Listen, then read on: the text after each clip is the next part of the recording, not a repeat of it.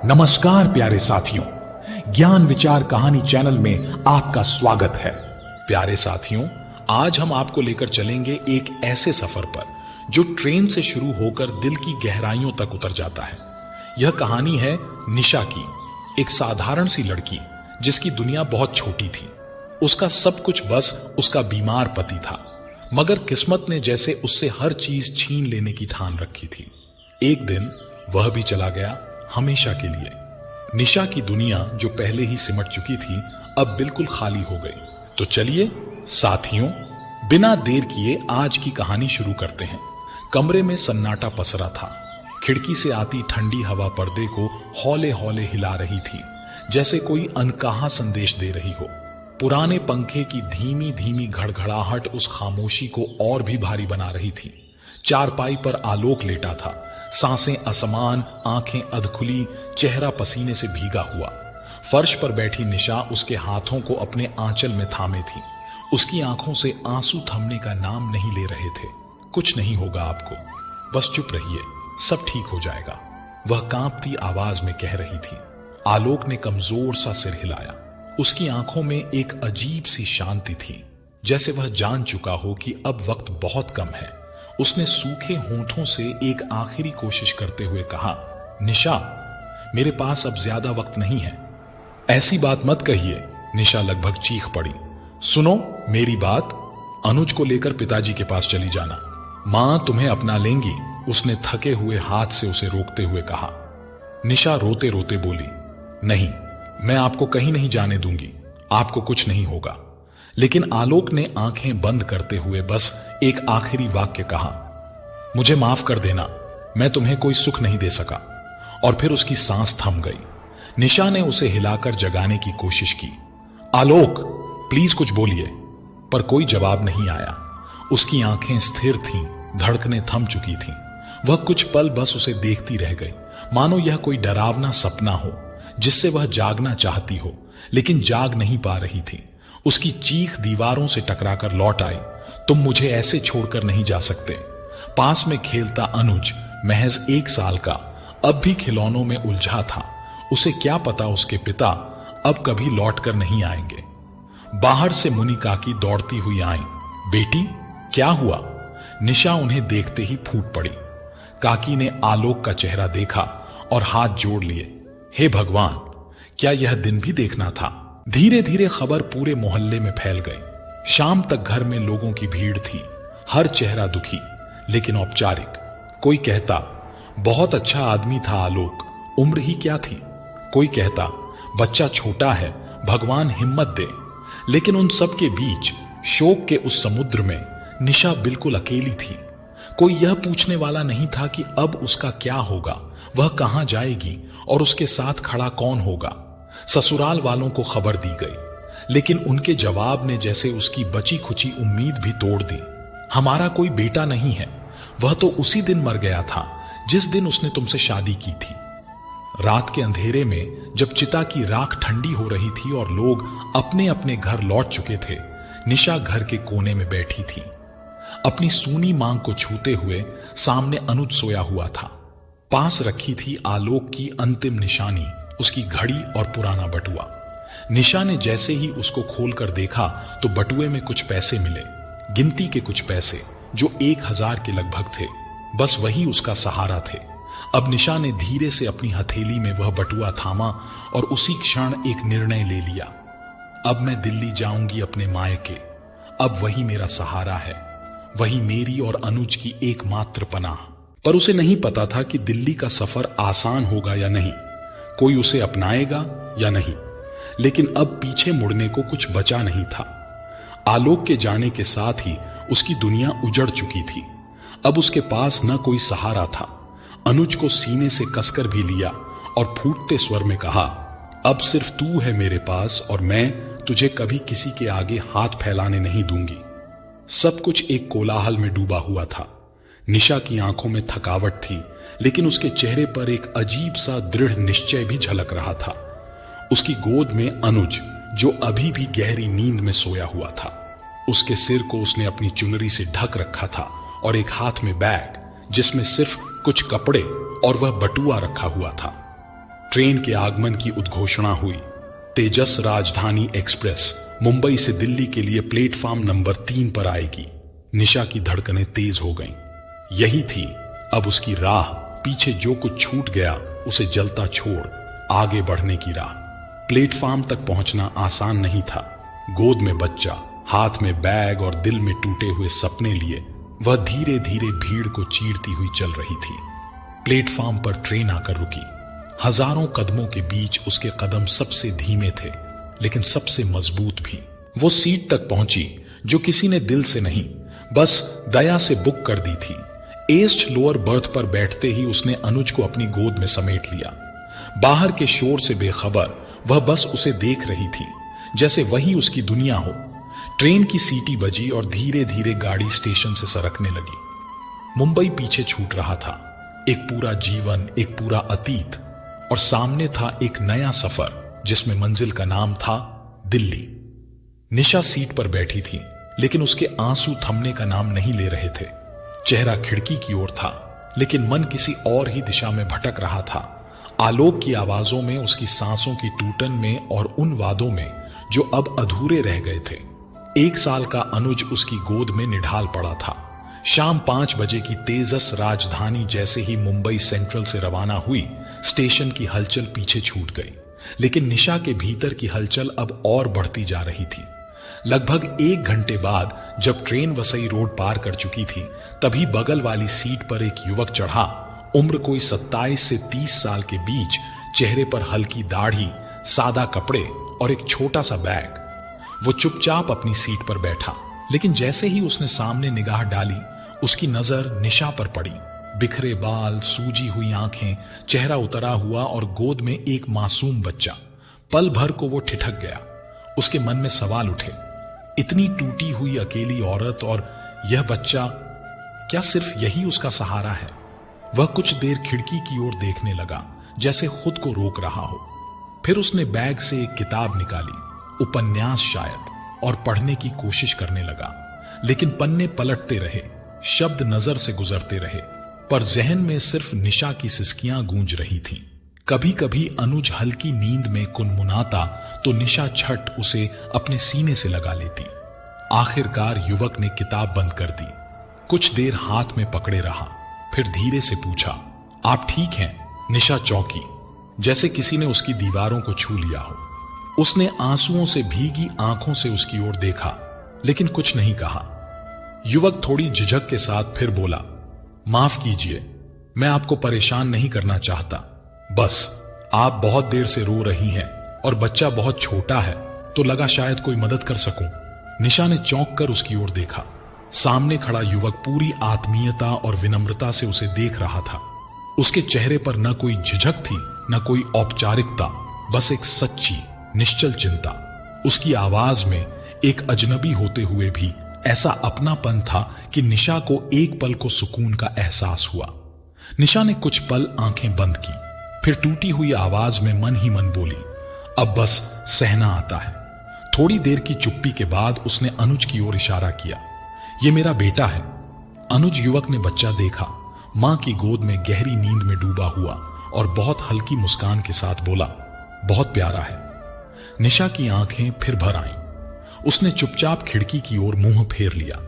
Train अब आगे की ओर बढ़ रही थी। पल भर पहले जो 2 अजनबी थे, अब एक चुप संवाद में बंध चुके थे। युवक कुछ क्षण चुप रहा, फिर बेहद नरमी और समझदारी से बोला, लेकिन कभी कभी किसी से बात कर लेने से मन थोड़ा हल्का हो जाता है। निशा ने उसकी आंखों में झांका। वहां कोई सवाल नहीं था, कोई जिज्ञासा नहीं, बस एक ईमानदार हमदर्दी थी। वही हमदर्दी जिसकी उसे इस समय सबसे ज्यादा जरूरत थी। थोड़ी हिचकिचाहट के बाद उसने पूछा, आपका नाम? सुनील, युवक ने हल्की सी मुस्कान के साथ जवाब दिया। और आप? निशा। सुनील कुछ पल सोचता रहा, फिर धीरे से बोला, निशा जी, अगर आप चाहें तो मुझसे बात कर सकती हैं। शायद मैं कुछ कर ना पाऊं, लेकिन कभी कभी कोई बस सुन ले, इतना ही काफी होता है। निशा ने गहरी सांस ली, फिर अपनी गोद में अनुज को थोड़ा समेटते हुए बोली, क्या कोई मदद कर सकता है उस दर्द में, जब जिसे हम सबसे ज्यादा अपना माने और जिसके लिए दुनिया छोड़ी वहीं छोड़ जाए। उसकी आंखें डबडबा आईं। मैं सब कुछ छोड़कर अपने पति के साथ ही शहर आई थी। उसकी आवाज कांपने लगी। नई उम्मीदों के साथ, एक नई शुरुआत के साथ उसकी पलकों से आंसू टपक पड़े। सुनील ने पानी की बोतल आगे बढ़ाई। पानी पी लीजिए, शायद थोड़ा बेहतर महसूस करेंगी। निशा ने चुपचाप बोतल ली, एक छोटा घूंट लिया और बोली, कभी सोचा नहीं था कि जिंदगी में यह दिन भी देखना पड़ेगा। सुनील ने धीमे से पूछा, अगर कहने से मन हल्का हो जाए तो मैं सुन सकता हूं। निशा ने थोड़ी देर चुप रहने के बाद गहरी सांस ली, जैसे अपने भीतर दबे शब्दों को आजाद करने का हौसला बटोर रही हो। मैं दिल्ली जा रही हूं, उसने धीमे स्वर में बोला। वहीं मेरा मायका है। सुनील ने उसकी ओर देखा, लेकिन बिना कोई सवाल किए बस सुनता रहा। मेरे पति का नाम आलोक था। निशा की आवाज थरथरा उठी और था बोलते ही उसकी आंखें फिर छलक पड़ी। अब इस दुनिया में नहीं है। कोरोना के बाद सब कुछ जैसे हाथ से फिसलता चला गया। नौकरी गई, घर की किश्तें चढ़ती गईं, फिर उनकी तबीयत बिगड़ी और एक दिन वह भी चले गए। सुनील भीतर तक हिल गया। कुछ कहने के लिए शब्द नहीं थे, बस एक गहरी चुप्पी डिब्बे में फैल गई। शादी के बाद ससुराल से ज्यादा लगाव नहीं बन पाया था, लेकिन आलोक थे तो लगता था कि दुनिया साथ है। उसके आंसू फिर बह निकले। अब मजबूरी में दिल्ली लौट रही हूं। फिर अनुज की ओर देखते हुए बोली, इसे कम से कम 2 वक्त की रोटी, एक छत और थोड़ा प्यार मिल सके, यही उम्मीद है। सुनील की आंखें नम हो गईं। उसने अपनी किताब बंद कर दी। अब उसमें रुचि बाकी नहीं रही थी। आप बहुत मजबूत हैं, वह सिर्फ इतना कह सका।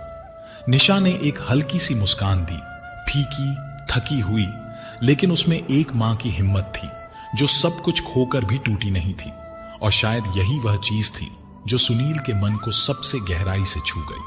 निशा कुछ पल चुप रही, फिर खिड़की की तरफ देखते हुए धीमे स्वर में बोली, मायके के नाम पर अब सिर्फ भैया भाभी हैं और कोई सहारा नहीं। वो एक गहरी सांस लेकर बोली, सोचा वहां जाकर कोई नौकरी देख लूं ताकि अनुज को अच्छे स्कूल में दाखिला दिला सकूं। यह कहते हुए उसकी आवाज भर्रा गई। निशा ने फौरन पल्लू से चेहरा छुपा लिया, पर उसका टूटा मन अब छुपाए नहीं छुप रहा था। सुनील, जो अब तक सिर्फ सुन रहा था, उसकी आंखों में निशा का दर्द उतर आया। उसने एक हल्की मुस्कान के साथ कहा, वैसे एक बात कहूं, आप रोती हुई बिल्कुल भी अच्छी नहीं लगती। निशा ने एक पल को उसकी तरफ देखा, आंखें भीगी, और उस वक्त पहली बार उसके होठों पर एक हल्की सी मुस्कान उभरी, जैसे किसी ने बंजर जमीन पर पानी की एक बूंद टपका दी हो। ट्रेन अब अंधेरे को चीरती आगे बढ़ रही थी। घड़ी की सुइयां रात के ठीक 9 o'clock बजा रही थीं। खिड़की से बाहर अब लाइटों की टिमटिमाहट और काले आसमान का सूनापन महसूस हो रहा था। और उसी के साथ निशा और सुनील की अनकही बातचीत भी एक गहराई लेने लगी थी। दर्द, हमदर्दी और शायद एक उम्मीद का नाम लिए बगैर रिश्ता बनता जा रहा था। डिब्बे की बत्तियां मंद हो चुकी थीं। लोग धीरे धीरे अपनी अपनी सीटों पर सिमटने लगे थे। कोई किताब पढ़ रहा था, कोई मोबाइल में डूबा था, और कुछ लोग नींद से खिड़की की तरफ ताकते हुए बस सफर को महसूस कर रहे थे। उसी खामोश माहौल में अचानक सुनील ने अपनी सीट के नीचे रखे बैग को खींचा और धीरे से उसका जिप खोला। फिर एक स्टील का टिफिन बॉक्स निकाला, जिसे खोलते हुए उसकी आंखें निशा पर टिकी थी। निशा खिड़की की ओर देखकर चुपचाप बैठी थी। उसकी गोद में अनुज सिर रखे सो रहा था। वैसे एक बात कहूं, सुनील ने मुस्कुराते हुए धीरे से कहा, आपको भूख नहीं लगती क्या? शाम से आपने कुछ भी नहीं खाया? निशा ने उसकी तरफ देखा, फिर जरा सी मुस्कान लाकर नजरें झुका ली। पता नहीं, आदत सी हो गई है भूख को नजरअंदाज करने की। यह कोई अच्छी आदत नहीं है, सुनील ने हल्के नाराजगी से कहा। इतने लंबे सफर में कुछ खाए बिना कैसे रहेंगी आप? निशा ने सिर हिलाया। बस मन नहीं था, लेकिन अब अनुज सो गया है तो थोड़ा खा सकती हूं। सुनील ने मुस्कुराते हुए टिफिन उसके सामने बढ़ा दिया। उसमें गरम पराठे, आलू की सूखी सब्जी और एक छोटा डिब्बा अचार का था। मां ने जबरदस्ती पकड़ा दिया था यह। कहती हैं, बेटा, ट्रेन में भले ही खान पान की सुविधा हो, लेकिन मां के हाथ की चीज में जो सुकून है वो कहीं नहीं। निशा की आंखें थोड़ी नम हो गईं, पर उसने जल्दी से खुद को संभालते हुए एक पराठा उठाया। आपकी मां बहुत अच्छी होंगी, उसने धीमे स्वर में कहा। यह तो आपने बिल्कुल सही कहा, सुनील ने मुस्कुराकर जवाब दिया। लेकिन उनका अच्छा होना बहुत आसान है, क्योंकि मेरी बीवी बहुत समझदार थी। वो हमेशा मां के साथ मिलकर रहती थी। निशा ने चौंक कर उसकी तरफ देखा और बोली, मतलब अब वो नहीं है? हां, अब नहीं है। सुनील की मुस्कुराहट कुछ पल को ठहर गई। 3 साल पहले कैंसर ने हमसे उसे छीन लिया। कुछ पलों का सन्नाटा पसरा रहा। ट्रेन की आवाज के सिवा कुछ सुनाई नहीं दे रहा था। निशा ने धीरे से पराठा वापस डिब्बे में रखा और कहा, माफ कीजिए, मुझे नहीं पता था। कोई बात नहीं, सुनील ने गहरी सांस लेते हुए कहा। निशा की आंखों में अब सम्मान था, सहानुभूति भी, और एक गहराता जुड़ाव। रात की खामोशी में कोच के ज्यादातर यात्री नींद की गोद में थे। बाहर अंधेरा था और अंदर धीमी पीली रोशनी। सुनील अब भी खिड़की के पास बैठा था, लेकिन उसकी नजरें अब बाहर नहीं, निशा पर थीं। आपको नींद नहीं आ रही? सुनील ने हल्के से पूछा। निशा मुस्कुराई। नींद तो है, पर कुछ यादें आंखों को सोने नहीं देती। एक पल के लिए दोनों खामोश हो गए। फिर सुनील ने धीरे से पूछा, आपको कभी ऐसा नहीं लगता कि किसी अजनबी से बात करके मन हल्का हो जाता है? शायद इसलिए कि वो हमें बिना जाने समझने की कोशिश करता है, बिना किसी उम्मीद के। सुनील की बात सुन निशा की आंखें नम हो गईं और वह बोली, हां, लगता है, और आज आपसे बात करके वैसा ही लग रहा है। सुनील ने नजरें झुकाई, फिर कहा, मैं नहीं जानता मैं आपसे इतनी बात क्यों कर रहा हूं, लेकिन यह सफर शायद मुझे हमेशा याद रहेगा। निशा ने पहली बार उसकी आंखों में सीधे देखा और बोली, मुझे भी, क्योंकि बहुत समय बाद किसी ने बिना किसी स्वार्थ के मेरी परवाह की है। थोड़ी ही देर में निशा और सुनील को नींद आ गई। रात अंधेरी थी। ट्रेन की रफ्तार थोड़ी धीमी हो गई थी। चारों ओर सन्नाटा था, बस ट्रेन की आवाज और हल्की हल्की हिलती रोशनी। तभी अचानक अनुज हड़बड़ा कर उठ गया। वह रोने लगा। शायद उसको भूख लगी थी। निशा उसकी तरफ झुकी और उसे प्यार से गोद में उठाकर बोली, बस बेटा, चुप हो जा। उसने अपना बैग खोला और उसमें रखी दूध की बोतल निकाली, लेकिन जैसे ही उसने उसे सूंघा, उसका चेहरा उतर गया। बोतल में रखा दूध फट चुका था। उसकी आंखों में हल्की घबराहट आ गई। हे भगवान, अब इतनी रात में क्या करूं? अनुज की भूख और रोना बढ़ता जा रहा था। वह बार बार दूध मांग रहा था। अनुज के रोने की आवाज सुन सुनील भी जाग गया। उसने निशा को परेशान होते देखा, फिर धीमे स्वर में बोला, निशा जी, सब ठीक है ना? निशा ने थकी और परेशान आवाज में कहा, दूध खराब हो गया है। यह सोते सोते उठ गया। अब भूख लग रही है, समझ नहीं आ रहा इतनी रात को क्या करूं? सुनील तुरंत उठकर बैठ गया। उसके चेहरे पर चिंता की झलक थी, लेकिन आवाज में भरोसा था। आप चिंता मत कीजिए, उसने धीरे से कहा। अगला स्टेशन रतलाम है और वहां गाड़ी 5 मिनट के लिए रुकेगी। मैं उतरकर अनुज के लिए दूध ले आऊंगा। निशा ने उसकी बात सुनी और आश्चर्य से उसकी ओर देखा। उसकी आंखों में हल्का संकोच था। वह बोली, आप क्यों परेशान होंगे, मैं खुद ले आऊंगी। सुनील मुस्कुराया, लेकिन मुस्कान के पीछे एक दृढ़ता थी। इसमें परेशानी की कोई बात नहीं निशा जी। और फिर इतनी रात को आप अनुज को लेकर ट्रेन से उतरेंगी, क्या यह ठीक होगा? वो थोड़ा रुका, फिर गंभीर लहजे में बोला, नहीं, और मेरे होते हुए तो बिल्कुल भी नहीं। उसके यह शब्द निशा के दिल को जैसे छू गए। एक पल को वह चुप हो गई, फिर सोचने लगी, इतने अजनबी होकर भी कोई कैसे इतनी सहजता और अपनापन से बात कर सकता है? कैसे इतनी परवाह? फिर निशा ने कुछ नहीं कहा, बस अपनी नजरें झुका लीं। उसके होठों पर एक हल्की सी मुस्कान थी, एक मीठी सी भावना थी, जिसे शब्दों में बयां करना मुश्किल था। शायद यह भरोसे की शुरुआत थी, या शायद एक पुराने दर्द पर किसी नए स्नेह का मरहम। सुनील उठकर बोला, मैं यहीं पास वाले डिब्बे से उतर जाऊंगा। वहां स्टेशन के ठीक सामने एक दूध का स्टॉल आता है, चिंता मत कीजिए। ट्रेन की रफ्तार थोड़ी धीमी होने लगी थी। रात के करीब 12:30 का वक्त था। रतलाम स्टेशन आने ही वाला था। सुनील ने अपनी जैकेट पहनी, मोबाइल जेब में डाला और दरवाजे की तरफ बढ़ने लगा। पीछे से निशा की धीमी आवाज आई, ध्यान से और जल्दी वापस आ जाइएगा। सुनील ने मुस्कुराकर सिर हिलाया और चला गया। निशा की नजरें कुछ देर दरवाजे की तरफ टिकी रहीं। फिर उसने अपनी गोद में अनुज को देखा जो अभी भी रो रहा था। उसने धीरे से कहा, बस बेटा, अभी दूध आ जाएगा। ट्रेन रतलाम स्टेशन पर रुक चुकी थी। बाहर हल्की हलचल थी, लेकिन रात के सन्नाटे में हर आवाज तेज सुनाई दे रही थी। कुछ लोग चाय कॉफी लेने उतरे थे, कोई सिगरेट सुलगा रहा था और कोई मोबाइल पर धीरे धीरे बात कर रहा था। निशा की नजर बार बार दरवाजे की ओर उठ रही थी। अनुज की रुलाई अब थोड़ी तेज हो गई थी।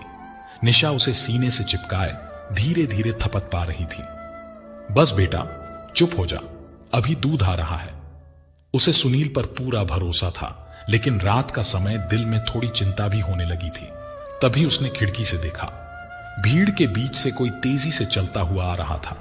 हाथ में एक गर्म दूध की बोतल, चेहरा थोड़ा पसीने से भीगा हुआ। वो सुनील था। निशा की जान में जान आई। वो मुस्कुराई और धीमे से बोली, शुक्र है आप आ गए। सुनील ने हंसते हुए कहा, मैंने कहा था ना, बस 2 मिनट। और देखो, अनुज के लिए गर्म दूध मिल ही गया। उसने दूध की बोतल निशा को थमाई और खुद बैठते हुए बोला, पता है, दूध वाला तो सो रहा था। उसको उठाकर जल्दी से दूध लिया। निशा ने सुनील की तरफ एक नजर देखा और उस एक नजर में ही जैसे बहुत कुछ कह दिया हो। फिर अनुज को गोद में सीधा किया और बोतल उसके मुंह से लगाई। अनुज ने तुरंत दूध पीना शुरू कर दिया। अनुज को दूध पीता देख सुनील हल्के से मुस्कुराया और सामने की सीट पर आकर चुपचाप बैठ गया। बाहर रात का सन्नाटा गहराता जा रहा था। अनुज ने जैसे ही पेट भर लिया, उसकी आंखें बोझिल होने लगीं। थोड़ी ही देर में वह निशा की गोद में चैन से सो गया। उसे यूं सुकून से सोता देख सुनील ने नरमी से कहा, निशा जी, अब आप भी आराम से सो जाइए। निशा ने अनुज के सिर पर हाथ फेरते हुए हल्के से मुस्कुराकर जवाब दिया, नहीं, मैं ठीक हूं, मुझे अब वैसे भी नींद नहीं आएगी। कुछ पल चुप्पी रही।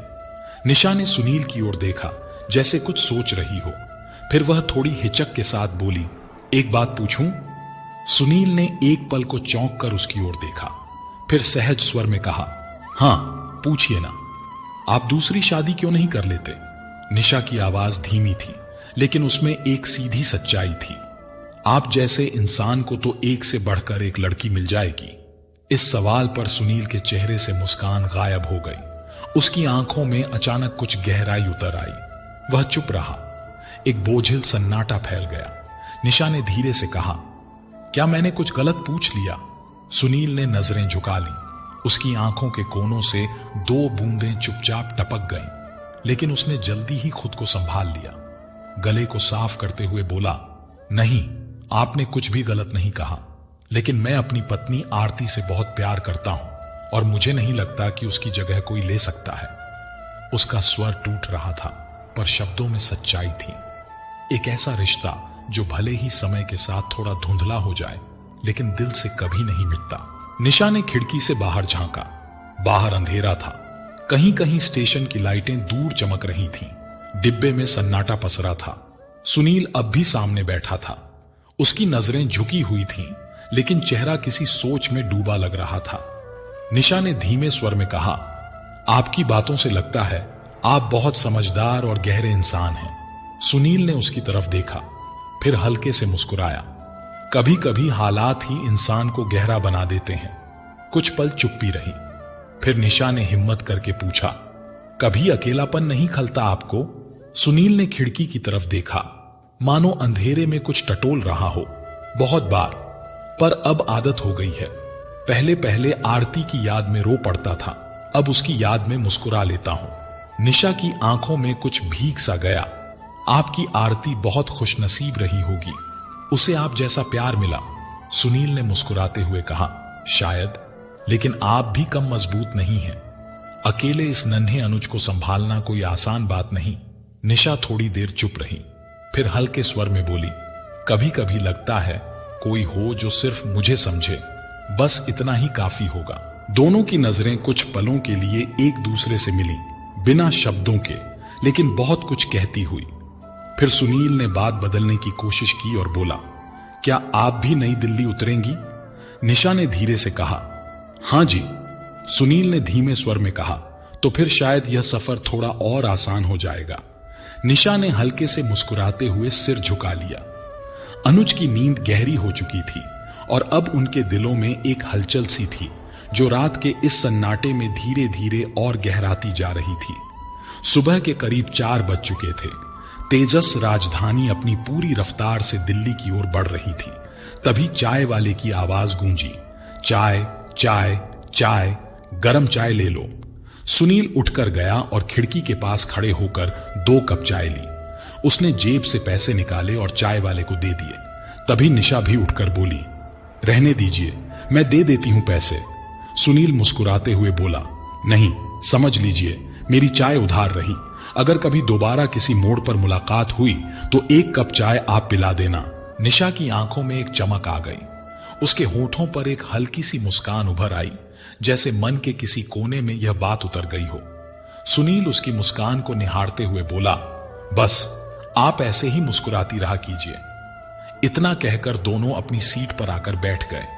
निशा ने 1 कप चाय अपने हाथ में ली, लेकिन तभी ट्रेन अचानक से एक झटका मारती है और चाय का कप निशा के हाथ से थोड़ा सा हिल जाता है और चाय छलककर सुनील की शर्ट पर गिर जाती है। निशा घबरा जाती है। अरे, यह क्या हो गया? 1 मिनट, मैं साफ करती हूं। उसने झट से अपनी साड़ी का पल्लू लिया और सुनील की शर्ट पर लगे चाय के धब्बे को पोंछने लगी। सुनील थोड़ा चौंका पर फिर मुस्कुराकर बोला, अरे रहने दीजिए, कोई बात नहीं, छोड़िए। निशा का हाथ अब भी उसकी शर्ट के पास था और जब सुनील उसको रोक रहा था तभी अचानक उसका हाथ निशा के हाथ से स्पर्श हो गया और एक पल को दोनों के हाथ छू गए। उसी पल कुछ तो हुआ था, न वह शब्दों में था न निगाहों में, बस दिल की धड़कन ने हल्की सी करवट ली थी। दोनों ने एक दूसरे की तरफ देखा, चुपचाप, बिना कुछ कहे, लेकिन उस खामोशी में जैसे बहुत कुछ कह दिया गया हो। ट्रेन अब अंधेरे को चीरती हुई आगे बढ़ रही थी और डिब्बे में पसरी खामोशी अब ठंडी हवा के साथ एक अलग एहसास दे रही थी। धीरे धीरे रात सुबह में ढलने लगी। रोशनी की हल्की किरणें खिड़की के किनारों से भीतर झांकने लगी। सुबह के करीब 6:30 बज रहे थे। निशा की आंखें हल्की सी खुलीं और उसने खिड़की के बाहर झांका। सूरज की सुनहरी किरणें खेतों पर बिखरी थीं, जैसे किसी ने जमीन पर सोना बिछा दिया हो। उसने एक गहरी सांस ली, जैसे उस ताजगी को अपने भीतर भर लेना चाहती हो। सुप्रभात। तभी पास से आवाज आई। निशा ने मुड़कर देखा। सुनील मुस्कुरा रहा था। उसके हाथ में टूथब्रश और तौलिया था। काफी फ्रेश लग रहे हो, निशा ने हल्की मुस्कान के साथ कहा। हां, सुबह की यह हवा और फिर आपके साथ की चाय का असर भी कुछ कम नहीं था, सुनील ने मजाक में कहा। निशा थोड़ी शर्मा गई। मैं भी जरा फ्रेश हो आती हूं, कहकर उसने अपना बैग उठाया और उसमें से अपना टूथब्रश निकाला और फिर धीरे से अनुज की चादर ठीक करते हुए बोली, आप क्या जरा अनुज का ख्याल रख लेंगे? सुनील ने मुस्कुराकर गर्दन हिलाई। बिल्कुल, आप बेफिक्र होकर जाइए। अनुज की तरफ एक नजर डाल वह वॉशरूम की तरफ चली गई। पीछे से सुनील ने मुस्कुराते हुए खिड़की की तरफ देखा। ट्रेन अब किसी छोटे स्टेशन के पास से गुजर रही थी और उसे ऐसा लगा जैसे यह सफर कभी खत्म ही ना हो। निशा के जाने के कुछ ही पल बाद सुनील ने पास में लेटे अनुज को नजर भर कर देखा। मासूम सा चेहरा, सुकून से भरी सांसें, मानो सारी दुनिया उसी के इर्द गिर्द घूम रही हो। सुनील के होठों पर हल्की सी मुस्कान आ गई। वह धीरे से आगे झुककर अनुज के सिर पर स्नेह से हाथ रखने ही वाला था कि तभी अनुज का छोटा सा हाथ अचानक उसकी उंगलियों से टकरा गया। सुनील ठिठक गया और फिर उसकी मुस्कान गहरी हो गई। उस एक क्षण में जैसे कोई अदृश्य डोर उससे और अनुज से जुड़ गई हो। उसी समय ट्रेन किसी छोटे से स्टेशन पर धीरे धीरे रुक रही थी। बोगी के बाहर से आवाजें आने लगीं, चाय, गरम चाय, मथुरा की मशहूर चाय। बाहर का धुंधलका अब उजाले में बदल चुका था। खिड़की के पास बैठी एक बुजुर्ग महिला ने लंबी जमाई ली। अपनी आंखें मसलते हुए बोली, लगता है मथुरा आ गया। सुनील ने खिड़की की तरफ झांका। पीले रंग के बोर्ड पर बड़े बड़े काले अक्षरों में लिखा था, मथुरा जंक्शन। स्टेशन की भीड़ हल्के शोर में डूबी थी। कोई कूली सामान खींचता हुआ दौड़ रहा था, कोई पापा को पकड़कर टॉफी लेने की जिद कर रहा था और उसी शोर में कहीं एक हल्की सी ताजगी थी। सवेरे की ताजगी। ट्रेन की बोगी अब पूरी तरह जाग चुकी थी। बच्चे कुनमुनाने लगे थे। कुछ लोग उठकर सामान समेटने में लग गए थे और कहीं कहीं धीमी धीमी बातचीत की आवाजें गूंजने लगी थीं। उसी बीच निशा लौट आई। उसके चेहरे पर ताजगी की एक नरम सी परत थी। उसने धीरे से बैठते हुए अपने बालों को कान के पीछे किया और मुस्कुराकर कहा, थैंक यू, अनुज सोया रहा। सुनील ने हल्की मुस्कान के साथ सिर हिलाया और कहा, हां, एकदम अच्छे से। लगता है मां की गोद की आदत पड़ गई है। निशा की आंखों में एक अलग ही चमक आ गई। एक मां की मुस्कुराहट जो किसी भी दुनिया के सुख से बड़ी होती है। उस पल में जैसे उसके चेहरे पर जीवन का सबसे खूबसूरत रंग उतर आया था, ममता का रंग। ट्रेन अब धीरे धीरे मथुरा से आगे बढ़ चुकी थी, दिल्ली की ओर। सुनील ने खिड़की से बाहर झांकते हुए मुस्कुराकर कहा, लगता है अब स्टेशन आने ही वाला है। यह देखो, फैली हुई बस्तियां। यहीं आसपास कहीं लोकल लाइन भी शुरू हो जाती है। निशा ने धीरे से हां में सिर हिलाया और गोद में सोए अनुज के माथे पर हाथ फेरते हुए बोली, बस अब यही दुआ है कि सफर की यह आखिरी घड़ी भी ऐसे ही आराम से निकल जाए। तभी ट्रेन ने हल्का झटका खाया और धीरे धीरे रफ्तार कम करने लगी। एक अनाउंसमेंट हुआ, यात्रीगण कृपया ध्यान दें, अगला स्टेशन हजरत निजामुद्दीन है। यह ट्रेन हजरत निजामुद्दीन पर कुछ देर के लिए रुकेगी। सुनील ने मुस्कुराते हुए कहा, दिल्ली आ ही गया, अब बस कुछ ही देर में हम अपने अपने रास्ते निकलेंगे। निशा चुप रही।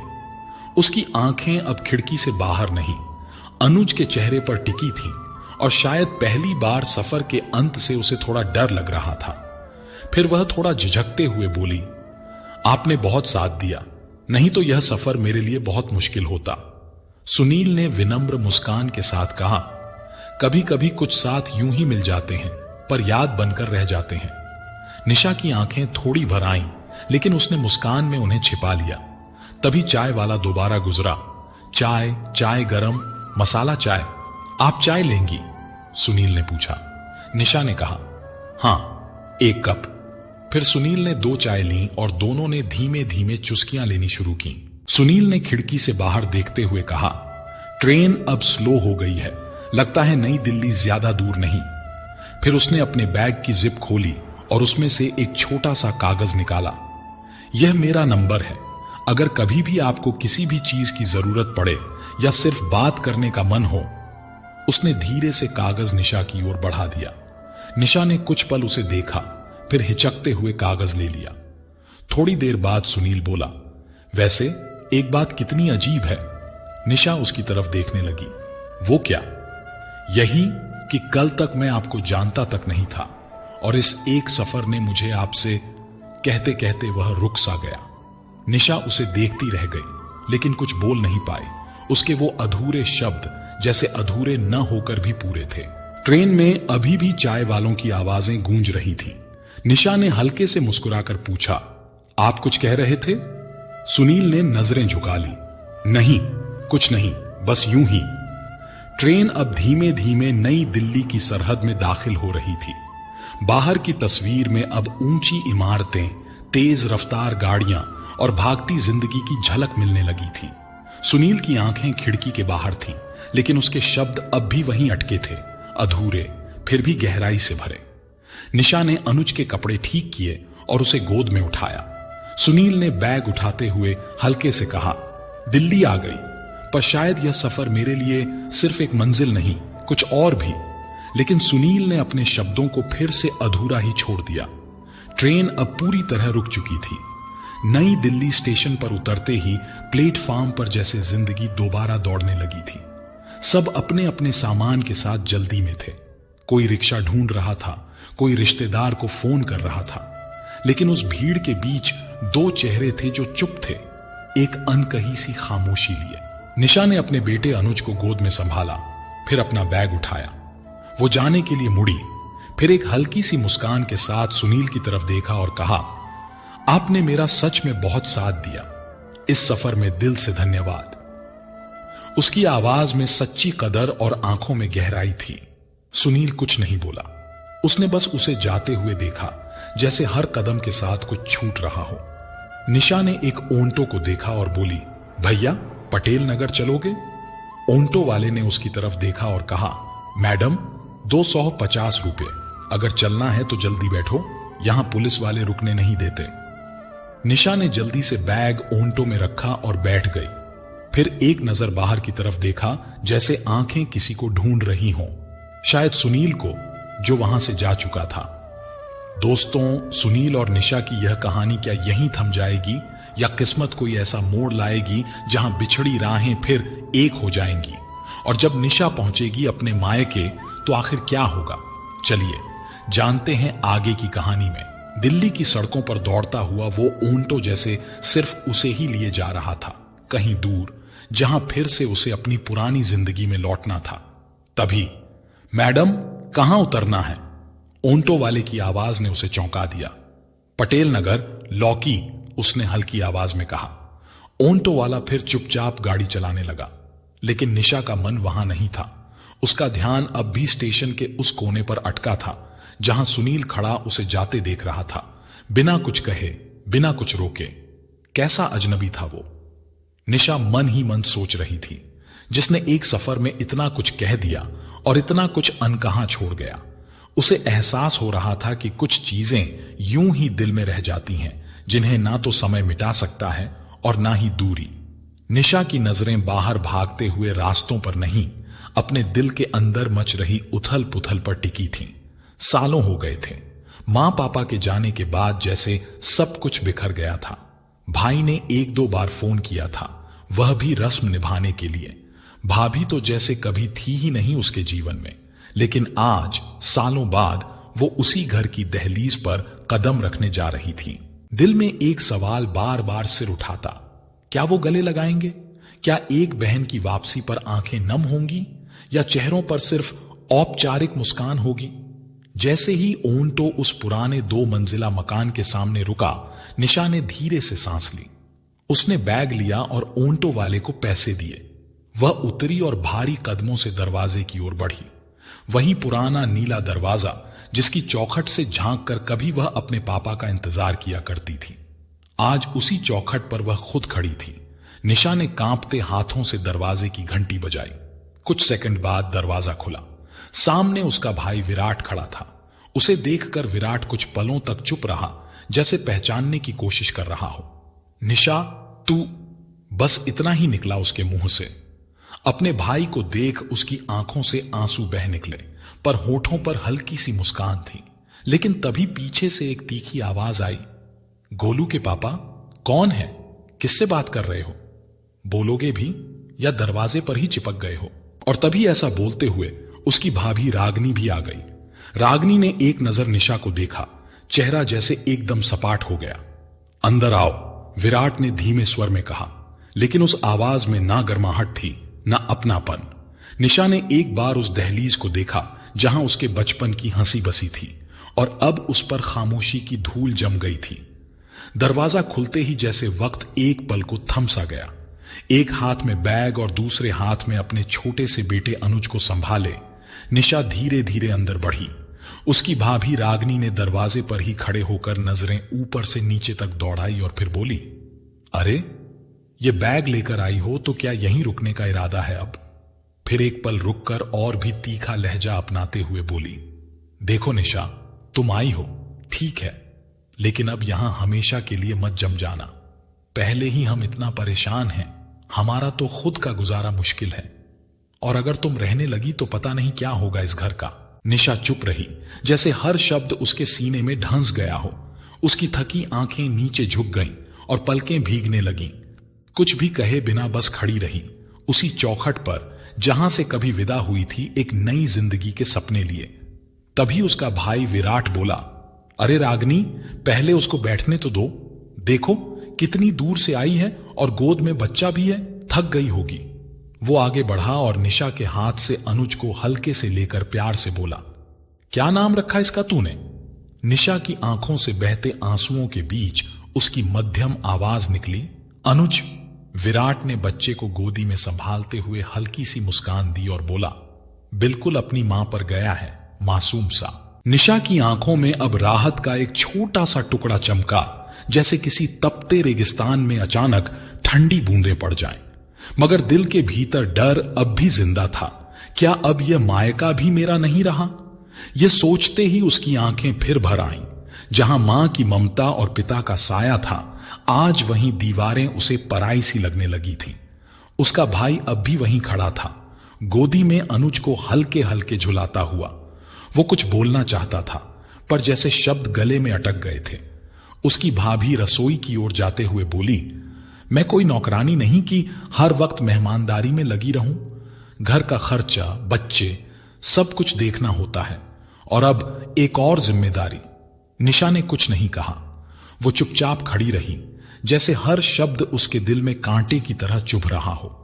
उसके आंसू अब पलकों के किनारे तक आ चुके थे, लेकिन उसने उन्हें बहने नहीं दिया। बस अपना बैग कसकर पकड़ा और जमीन की ओर देखते हुए थोड़ी देर बाद धीमे से बोली, माफ करना भाभी, मुझे कुछ नहीं चाहिए, बस 2 दिन रुक जाऊंगी, फिर चली जाऊंगी। विराट ने चौंक कर उसकी ओर देखा और कहा, निशा कैसी बातें कर रही है, तू कहीं नहीं जाएगी। लेकिन निशा मुस्कुरा दी, वो मुस्कान जिसमें दर्द का सैलाब छुपा था। कभी जिस आंगन में वह बेफिक्री से खेला करती थी, वहां आज हर कदम संभल संभल कर रखना पड़ रहा था।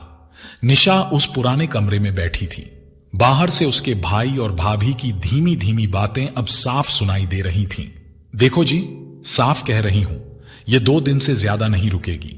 ना तो हम कोई अमीर हैं, ना ही हमें कोई जिम्मेदारी उठानी है इसकी। पहले ही बच्चों की पढ़ाई और घर का खर्च संभालना मुश्किल हो रहा है। विराट कुछ देर चुप रहा, फिर बोला, निशा मेरी बहन है, अब इतने सालों बाद आई है, कुछ दिन तो रुकने दो। अपने पति की बात सुनते ही रागनी बोली, कुछ दिन और, फिर बच्चा भी साथ लाई है। तुम तो समझते नहीं, देखना धीरे धीरे ये यहां टिकने की कोशिश करेगी। निशा के कानों में जैसे कांटे चुभने लगे। आवाजें भले धीमी थीं, पर दिल पर असर तेज था।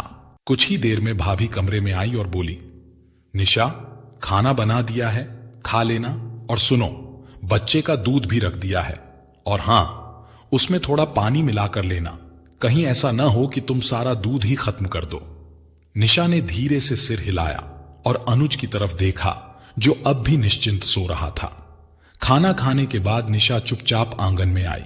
रात हो चली थी, नींद की छाया उसके चेहरे पर गिर रही थी। विराट वहीं बैठा था चारपाई पर। निशा कैसी हो? बहुत दुख हुआ आलोक जी का सुनकर, लेकिन इतने सालों में कभी कुछ बताया नहीं। निशा कुछ देर चुप रही, फिर बोली, क्या बताती भैया, जब कोई सुनने वाला ही नहीं था।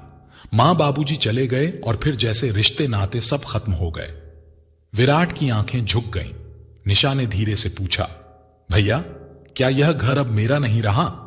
विराट ने एक पल के लिए उसकी तरफ देखा, फिर नजरें फेर लीं और उसी चुप्पी में निशा को जैसे सारा जवाब मिल गया। रात गहरी हो चली थी, लेकिन उसकी आंखों में नींद कहां थी। रह रहकर अपनी किस्मत पर गुस्सा आ रहा था। काश मैंने उस वक्त मां पिताजी की बात मान ली होती और उनकी मर्जी से शादी की होती, तो आज यह दिन न देखना पड़ता। उसका गला भर आया। न ससुराल की राह मिली, न मायके की छांव। अब जाऊं तो कहां जाऊं? इस छोटी सी जान को लेकर किसके दरवाजे जाऊं?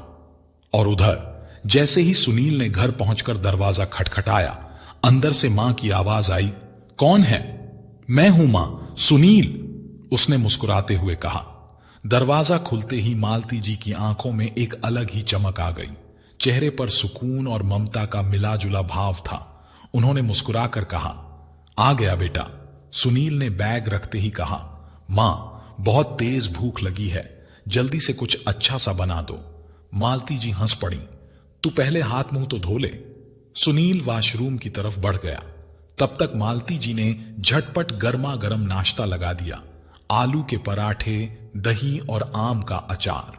थोड़ी देर बाद जब सुनील नाश्ते की मेज पर बैठा तो मालती जी धीरे से बोली, बेटा तू मान क्यों नहीं जाता?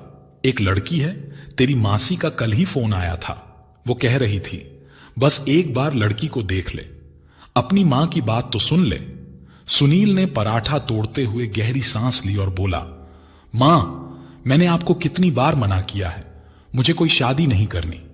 बेटे के मुंह से यह बात सुनकर मालती जी का चेहरा थोड़ी देर के लिए उदास हो गया, लेकिन फिर मुस्कुराते हुए बोली, अच्छा, अब तू नाराज मत हो, नहीं करूंगी दोबारा ऐसी कोई बात। लेकिन उनकी आंखों में अब भी एक मां की वही चिंता तैर रही थी। अगले दिन सुबह निशा चुपचाप बैठी थी। सामने तुलसी के पास की मिट्टी थोड़ी सी सूखी हुई थी, जैसे वक्त की मार वहां भी दिखती हो। उसकी आंखें खाली सी लग रही थीं। तभी रसोई से उसकी भाभी रागनी की तेज आवाज आई, कुछ भी कहो जी, अपने मन की करने वालों का यही हाल होता है। मां बाप को कुछ समझा ही नहीं, और अब जब कोई रहा नहीं संभालने वाला तो मायके आकर बैठ गई। निशा ने कुछ नहीं कहा। उसकी आंखों से चुपचाप एक आंसू लुढ़क गया। उसने सिर झुका लिया, और देख लेना, ऐसे लोग 2 दिन भी नहीं टिकते किसी घर में। अब बैठी हैं तो क्या यहां की जिम्मेदारी भी उठाएंगी? सारा दिन यूं ही दुख का पिटारा लेकर बैठी रहेंगी। रागनी ने एक और तीर छोड़ा। निशा ने खुद को थोड़ा संभाला, आंखों से आंसू पोंछते हुए बोली, भाभी, मैंने एक जगह नौकरी के लिए बात की है। अगर वहां नौकरी लग गई तो वहां रहने की भी व्यवस्था है। मैं वहीं रह लूंगी, फिर आपको कोई तकलीफ नहीं होगी और ना ही मेरी वजह से आपके ऊपर कोई बोझ होगा। निशा की आवाज में मजबूरी तो थी ही, मगर उसमें एक उम्मीद भी थी। शायद इस बार भाभी समझ जाए। लेकिन रागनी को जैसे उस पर तरस नहीं, बल्कि मौका चाहिए था उलाहना देने का। रागनी ने व्यंग से ताली बजाते हुए कहा, वाह री निशा, देखो जरा, अब नौकरी करेगी और रहने की भी जगह मिल जाएगी। तो मतलब अब यह घर भी छोड़ देगी। एक नंबर की चालाक लड़की है तू। फिर आवाज ऊंची करते हुए उसने अपने पति को पुकारा, सुनते हो गोलू के पापा, जरा बाहर तो आइए, आपकी बहन क्या कह रही है, जरा अपने कानों से सुनिए। कमरे के अंदर से अखबार के पन्ने पलटने की आवाज रुकी और कुछ ही देर में विराट बाहर आया और गुस्से में बोला, क्या हुआ अब? क्यों इतना शोर मचा रखा है? चैन से अखबार भी नहीं पढ़ने देती तुम? रागनी ने तुरंत तीर छोड़ा, अरे अखबार तो तब भी पढ़ लेना जब तुम्हारी बहन की कोई बड़ी खबर उसमें छप जाए। विराट ने चौंक कर कहा, क्या बकवास कर रही हो, साफ साफ बोलो। रागनी ने गुस्से से उंगली उठाई, तो सुन लो, तुम्हारी बहन कह रही है कि नौकरी करेगी और वहीं रहेगी, यानी अब इसे इस घर की भी जरूरत नहीं। हमारे सर से बोझ हटाने चली है, जैसे हमने इसे बोझ समझा हो। निशा चुपचाप खड़ी सब सुन रही थी, मगर इस बार उसकी आंखों में आंसू नहीं थे, बल्कि एक ठान लेने वाली दृढ़ता थी। विराट यह सुनते ही कुछ पल के लिए चुप रह गया। उसने अपनी बहन निशा की तरफ देखा। निशा, यह क्या कह रही है तुम्हारी भाभी? विराट की आवाज में अब गुस्सा था और आंखों में सवाल। निशा ने धीरे से सिर उठाया, आंखों में अब आत्मसम्मान था। वो अपने भाई की तरफ देख बोली, भैया, मैंने किसी की इज्जत नहीं उछाली, बस एक नौकरी की बात की है। वहां रहने की जगह भी मिल जाएगी तो आप सबको तकलीफ नहीं होगी, और फिर ऐसे में आप लोगों पर बोझ भी नहीं बनूंगी। रागनी तिरस्कार से हंसी, देखा बोझ, अब सुनो इसके बोल। अरे, जब मां बाप को मुंह दिखाने लायक नहीं छोड़ा तो हम किस खेत की मूली हैं?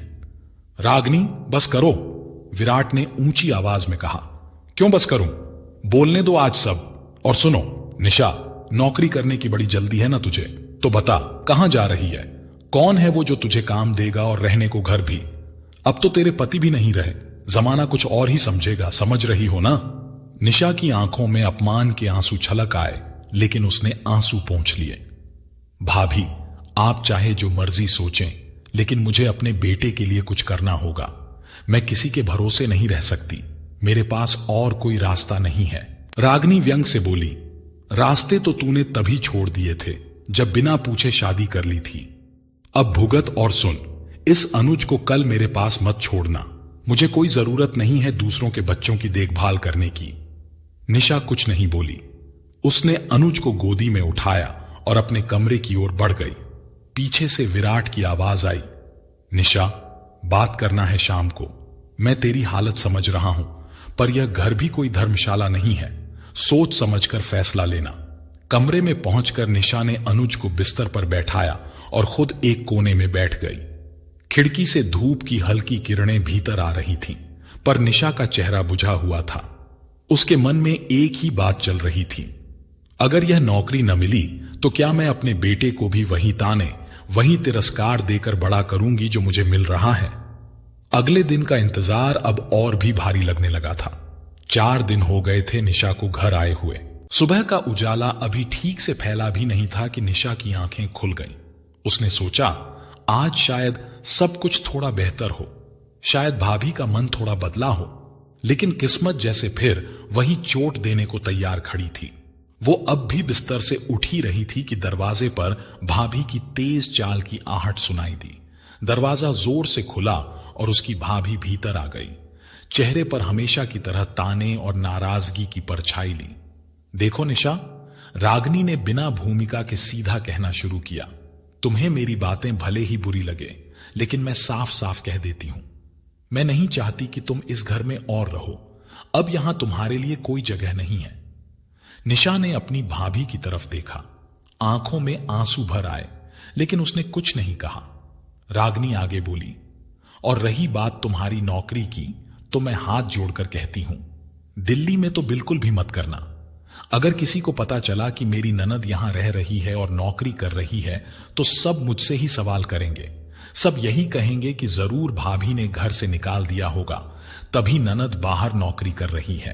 रागनी ने लंबी सांस ली, मानो अपने मन का गुब्बार निकाल रही हो। देखो, तुम्हारी इज्जत है या नहीं, यह अब तुम्हारा मामला है, लेकिन हमारी तो है ना। हमें समाज में जवाब देना पड़ता है और मैं अपनी इज्जत तुम्हारे लिए दांव पर नहीं लगा सकती। अपनी भाभी के मुंह से ऐसी बातें सुन निशा का कलेजा कांप गया। उसने कुछ कहने की कोशिश की, लेकिन भाभी ने हाथ उठाकर रोक दिया। चाय बना दी है रसोई में और अनुज का दूध भी गर्म है, उसे पिला दो। और हां, तुम भी अब ट्रेन पकड़ो और वापस मुंबई चली जाओ। अब यह मायका तुम्हारा नहीं रहा। इतना कहकर उसकी भाभी रागनी बिना उसकी तरफ देखे वहां से चली गई। निशा वहीं खड़ी रह गई, जैसे जमीन उसके पांव के नीचे से खिसक गई हो। उसने एक गहरी सांस ली और मन ही मन बुदबुदाई, क्या सच में अब इस दुनिया में मेरा कोई नहीं बचा? निशा ने कांपते हाथों से अनुज को अपनी गोद में उठाया। बच्चा उसकी छाती से चिपका हुआ था, जैसे जानता हो कि अब सिर्फ मां ही उसका संसार है। दूसरे हाथ में एक छोटा सा बैग था, जिसमें 2 जोड़ी कपड़े और एक दूध की बोतल थी। वो पल उसके जीवन का सबसे कठिन था, लेकिन सबसे सच्चा भी, क्योंकि अब वह किसी रिश्ते की कैदी नहीं थी, सिर्फ एक मां थी। जैसे ही वह बैग लेकर कमरे से बाहर निकली, उसका भाई उसे रोकने को आगे बढ़ा। निशा, कहां जा रही है पगली? लेकिन तभी पीछे से रागनी गुस्से से बोली, अगर इसको रोका तो मैं चली जाऊंगी और फिर अकेले ही संभालना अपना घर। भाई के होंठ सिले रह गए। उसने बस एक झिझकती नजर निशा पर डाली और फिर सर झुकाकर कमरे में चला गया। रागनी के चेहरे पर एक मुस्कान थी, जैसे कोई भारी बोझ उतरा हो। निशा ने एक नजर घर की ओर देखा और फिर बस गहरी सांस ली। जैसे ही बाहर कदम रखा, दरवाजा तेजी से उसके पीछे बंद हो गया। उसके कंधे छटके और आंखों से आंसू बहने लगे। अनुज उसकी गोद में सिमटा हुआ था। निशा ने अपने आंसू पोंछे। अब रोने का वक्त भी नहीं था। उसने बैग को कसकर थामा और बैग की जेब में हाथ डाला। कुछ सिक्के थे, पर इतने नहीं कि ओन तो मिल सके। उसने एक पल के लिए सोचा, फिर खुद से कहा, ओन तो नहीं सही, पर इन पैसों से अनुज का दूध आ जाएगा। उसने पटेल नगर से बस ली पंजाबी बाग के लिए, और पंजाबी बाग के स्टॉप पर जैसे ही बस रुकी, निशा ने धीरे से बेटे को गोद में संभाला और उतरकर सड़क पार करने लगी। गर्मी की दोपहर थी। पसीने से लथपथ निशा के चेहरे पर थकावट तो थी, पर अब एक नया हौसला भी था। वो जैसे ही बीच सड़क पर पहुंची, तभी एक काली गाड़ी तेजी से उसकी तरफ बढ़ी। गाड़ी जब घर पहुंची, घर बहुत बड़ा था। गाड़ी रुकते ही महिला ने जल्दी से उतरकर बच्चे को हाथ में लिया और फिर ड्राइवर को इशारा किया, सहारा देकर अंदर लाओ इसे जल्दी। ड्राइवर ने सामने की सीट से दरवाजा खोला और धीरे से निशा को सहारा देकर बाहर निकाला। महिला खुद आगे आगे चली। नीचे के कमरे में ले चलो इसे, वहां हवा भी रहती है और आराम भी मिलेगा। ड्राइवर ने सिर हिलाया और धीरे धीरे कदम रखते हुए निशा को भीतर ले आया। वो कमरे में पहुंचे ही थे कि महिला ने तेजी से आवाज लगाई, अनीता, अनीता, कहां हो तुम? कुछ ही देर में रसोई की तरफ से एक लड़की दौड़ती हुई आई और बोली, जी मैडम, तुरंत डॉक्टर को फोन लगाओ और हां, एक कटोरी में गर्म दूध लेकर आओ। अभी लाती हूं मैडम। अनीता दौड़ती हुई वापस चली गई। ड्राइवर ने निशा को पलंग पर लेटा दिया। महिला की आंखें पल भर को उस चेहरे पर ठहर गईं। अनीता थोड़ी ही देर में वापस आई। उसके एक हाथ में दूध की कटोरी थी और दूसरे हाथ में फोन था। डॉक्टर ने कहा है 15-20 मिनट में आ जाएंगे। महिला ने राहत की सांस ली और निशा की तरफ ध्यान से देखने लगी। फिर वो थोड़ा रुक कर बोली, अच्छा सुनो, बच्चे को लेकर जाओ और अच्छे से इसको दूध पिला देना। थोड़ी ही देर में डॉक्टर आ गया और बोला, मैडम, घबराने की कोई बात नहीं, ये बेहोश हो गई थी लेकिन सब ठीक है, अभी थोड़ी देर में होश आ जाएगा। फिर जाते जाते डॉक्टर रुक गया और बोला, वैसे क्या कोई रिश्तेदार हैं ये आपकी? वह बोली, नहीं, बस मेरी गाड़ी के सामने एकदम आ गई थी। वो तो भगवान का शुक्र है, इसके बच्चे को कुछ नहीं हुआ। और यह भी। अभी वह कुछ और बोलती, तभी डॉक्टर अजय बोले, वैसे इनकी हालत देखकर लगता है 2 दिन से ठीक से खाना तक नहीं खाया। वो चौंक कर बोली, क्या? उसने डॉक्टर की आंखों में देखा, एक ऐसा संकेत जो बताता था कि सामने पड़ी औरत सिर्फ जमीन पर नहीं गिरी थी, बल्कि जिंदगी की मार से टूट चुकी थी। उसका चेहरा पीला पड़ चुका था, होंठ सूखे थे। वह बच्चे को गोद में उठाते हुए बोली, कितना छोटा है यह और 2 दिन से भूखा है यह बच्चा।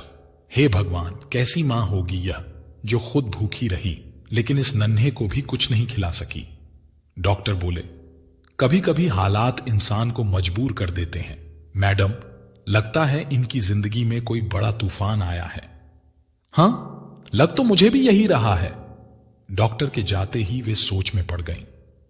आखिर इस औरत और बच्चे की तस्वीर मेरे बेटे के मोबाइल में क्या कर रही थी? कौन है यह दोनों? अभी वे उलझनों में ही उलझी थीं कि तभी दरवाजे की घंटी बजी। उन्होंने झट से दरवाजा खोला। सामने खड़ा था उनका बेटा। मां, ये डॉक्टर सब ठीक है ना? आपकी तबीयत तो। वो मुस्कुराई लेकिन चेहरा सख्त था। मेरी तबीयत को कुछ नहीं हुआ है, तू बेवजह चिंता मत कर, मैं बिल्कुल ठीक हूं। चल अब अंदर आ जा, मैं तेरे लिए चाय बना देती हूं। पहले हाथ मुंह धो ले, उन्होंने अपने बेटे से कहा। वह धीरे धीरे अंदर आया, पर जैसे ही उसने सामने का दृश्य देखा, उसके कदम थम से गए। उसकी आंखें आश्चर्य और अविश्वास से फैल गईं। वही हाल अब धीरे धीरे होश में आ रही निशा का था। जब उसने अपनी धुंधली नजरों से सामने देखा तो जैसे वक्त एक पल के लिए ठहर गया। उसके सामने कोई और नहीं, सुनील था। वही सुनील जिससे कुछ दिन पहले ही ट्रेन में उसकी मुलाकात हुई थी। बातों बातों में दोनों के बीच एक अजीब सा जुड़ाव बन गया था, पर आज उसे यूं अपने सामने देखकर वो हैरान हो गई। उसकी आंखें खुली की खुली रह गईं और उसके होठों से अनायास ही निकला, आप यहां? सुनील भी हक्का बक्का था। उसने भी कहा, अरे आप यहां कैसे? निशा ने कुछ पल खुद को संभाला, फिर धीरे से बोली, पता नहीं मैं यहां कैसे आ गई। इतना कहकर उसने अपने बेटे अनुज की ओर देखा, जो एकदम ठीक था, मुस्कुराता हुआ वहीं बैठा खेल रहा था। निशा ने उसे अपने सीने से लगा लिया, जैसे उसकी धड़कनें फिर से चल पड़ी हों। सुनील कुछ समझ पाता, तभी उसकी मां मालती जी कमरे में दाखिल हुई। उनके चेहरे पर संतोष और हल्की चिंता थी। उन्होंने पास आकर पूरी बात विस्तार से बताई और फिर सुनील और निशा की तरफ देखा। तुम दोनों एक दूसरे को जानते हो क्या? दोनों की निगाहें पल भर को टकराईं और सुनील ने झिझकते हुए कहा, हां, हम ट्रेन में मिले थे।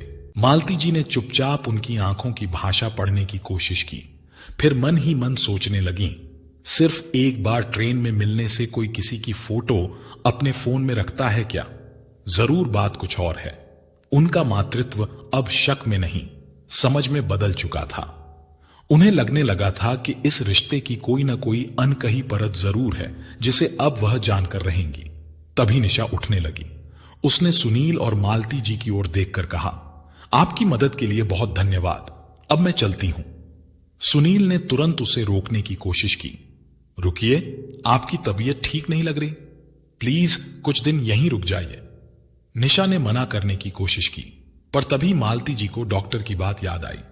इनकी हालत नाजुक है और शायद यह 2 दिन से भूखी भी है।